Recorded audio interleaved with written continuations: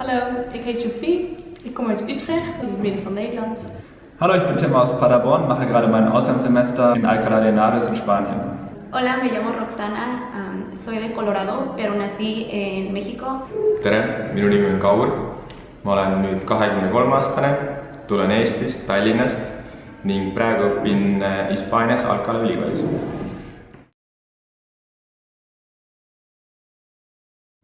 Ik denk dat ik het woord diversiteit zou gebruiken.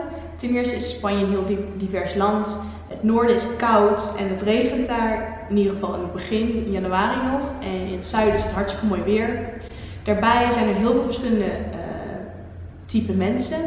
Ze komen overal vandaan en het klikt toch zo goed met iedereen. En daarbij is de universiteit ook heel divers. Geen één vak is hetzelfde, wat het leuk maakt. En we hebben ook veel meer vrije tijd. De vakken in Nederland zijn veel drukker en in Spanje is het gewoon rustig aan. Dus dat is ook leuk. Alright, so what has been like the hardest thing for you in your Erasmus year? Ik denk dat de taal wel het moeilijkste was. In Nederland heb ik een paar Spaans cursussen gedaan, maar als je hier aankomt is het totaal anders. Alles is gelijk in de Spaanse universiteit, dus dat was wel moeilijk.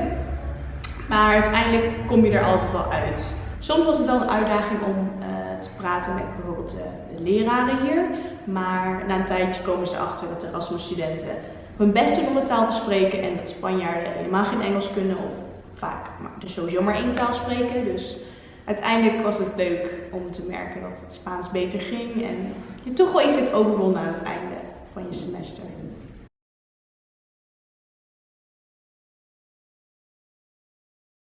Ein weiteres Highlight meines Erasmus-Aufenthaltes war ein Roadtrip. Wir haben zusammen mit 9 Leuten ein großes Auto gemietet und haben den kompletten Süden von Spanien erkundet und haben Städte kennengelernt wie Sevilla, Granada, Malaga, Valencia und haben wirklich eine super Zeit zusammen erlebt und so viele neue Dinge kennengelernt.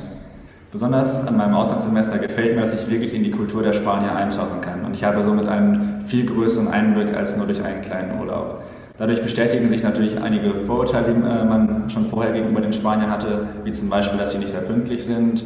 Beispielsweise kommt der Professor nochmal gerne 10 Minuten zu spät und generell ist der Unterrichtsstoff nicht so organisiert wie in Deutschland.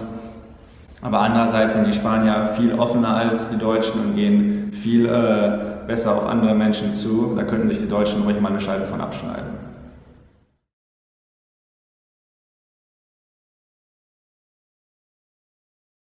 Hay muchas diferencias entre España y México. Se empieza mucho con el idioma. Hay unas palabras que son muy similares, pero tienen cualquier diferencia. Por ejemplo, la palabra cacahuetes y cacahuates, que me irrita cada vez que la escucho porque nada más es una letra que se cambia, pero así hay muchas aquí y también la forma de que usan unos verbos y todo, que es muy diferente. Y una de las grandes diferencias es a la hora que comen. O a la hora de la comida es como de 2 a 4 de la tarde, que es algo muy diferente, y la cena, que es mucho más tarde, que es como de 9 a 11. Aquí no se come mucho picante, que lo extraño muchísimo.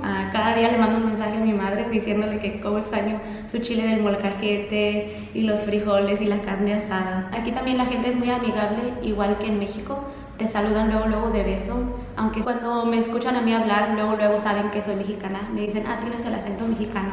Y eso a mí me alegra mucho, porque viviendo en los Estados Unidos hay unos estudiantes o así adolescentes que se les va el acento.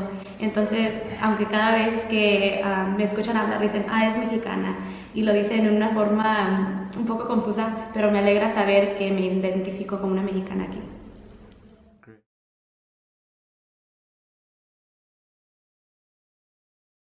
Esimene asi, mis ma tähele panin, on see, et hispaanlased lasevad sind alati üle autode, alati kui sa ootad, siis alati hispaanlased lasevad sind üle autode. Eestis sind nii tihti üle autode ei lasta.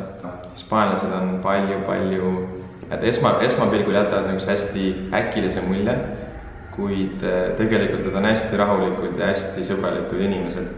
Näiteks meie ülikooli õppejõud armastab teha loengute vahel pooletunnised kohvipause, ehk siis siin öeldakse selle kohta ka kui siesta, ehk siis keset loengut lihtsalt õppejõud ütleb, et tema on nüüd väsinud, tema tahab kohvi juua ja siis terve loengu täis inimesi läheb joob kohvi, võtab pool tundi aja maha ja siis jätkame tunniga edasi, kuigi tegelikult see päris ajakavas ei ole.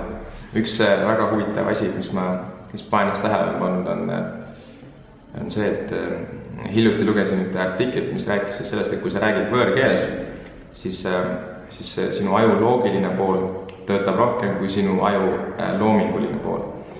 Ja see on väga huvitav, sest et mina isiklikult ka tunnen seda hästi palju. Näiteks kui ma siia riiki jõudsin, kui ma proovisin hispaania keelt rääkida, räägin inglise keeles, siis alati on niisugune kerge pinge sees, sa ei tunne ennast vabalt. Kui sa räägid eesti keeles, siis sa ei mõtle selle keele peale, sa tunned ennast vabalt ja sul on rohkem loomingulist.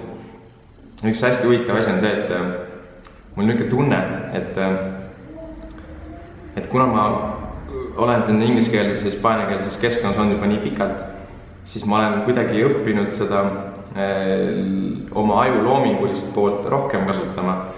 Ja nüüd ma tunnen ennast loomingulisena vabamana sellepärast, et ma olen selles võõrkeelses keskkonnas nii kaua olnud, selles ebamugavas soolis nii kaua olnud, et mul jääb muud üle, kui see loominguline aju pool aktiveerida. Ja see on hästi lahe tunne, kui sa tunned ennast vabamalt ja loomingulisemalt, et see on hästi lahe asi, mis ma olen siin õppinud.